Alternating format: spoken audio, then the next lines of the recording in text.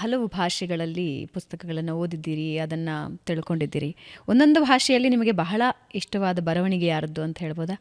ಕನ್ನಡದಲ್ಲಿ ಎಲ್ಲವೂ ನಾನು ಆಗಲೇ ಹೇಳಿದ ಹಾಗೆ ಮನಸ್ಸಿಗೆ ನಾಟುವ ನಮ್ಮ ಬೌದ್ಧಿಕ ಔನ್ನತ್ಯಕ್ಕೆ ಸಹಕಾರಿಯಾಗಬಲ್ಲಂಥ ಯಾವುದೇ ಪ್ರಕಾರದ ಯಾವುದೇ ಬರವಣಿಗೆ, ಯಾರದೇ ಲೇಖನ, ಇಂಥವರು ಅಂಥವರು ಅಂತ ಯಾವುದೂ ಇಲ್ಲದೆ, ಕೆಲವು ಸತಿ ಬೂಸಾ ಸಾಹಿತ್ಯವನ್ನು ಅಥವಾ ಬೂಸಾ ಬಾರ್ಬರಿ ಏನು ಹೇಳ್ತೀವಿ ಅಂದರೆ ಅದು ಯಾವ ರೀತಿಯಿಂದಲೂ ಅನುಕೂಲ ಅಲ್ಲ, ಅದು ಪ್ರಯೋಜನಕಾರಿಯಾಗಿಲ್ಲ. ಅಂಥದ್ದನ್ನೆಲ್ಲವೂ ಸ್ವಹಿತ ಸಾಧನೆಗಾಗಿ ಸ್ವಾರ್ಥಪರ ಧೋರಣೆಯಿಂದ ಬರೆದಿರ್ತಾರೆ.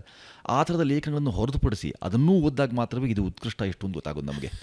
ಎಷ್ಟು ಸರ್ವೋತ್ಕೃಷ್ಟವಾಗಿ ಅದರ ತುಲನೆಯಲ್ಲಿ, ಅದರ ಹೋಲಿಕೆಯಲ್ಲಿ ಇದು ಎಷ್ಟು ಶ್ರೇಷ್ಠ ರೀ, ಎಷ್ಟು ಆನಂದದಾಯಿ ಇದು, ಈ ಥರದ ಆನಂದಮಯ ಈ ಜಗಹೃದಯ ಅಂತ ಹೇಳಿದ್ದಾರಲ್ಲ, ಇದನ್ನು ಕವಿ ಸುಮ್ಮನೆ ಕವಿ ಕಾಣದನ್ನು ರವಿ ಕಾಣದನ್ನು ಕವಿ ಕಂಡ ಅಂತ ಹೇಳ್ತಿದ್ದಾರೆ.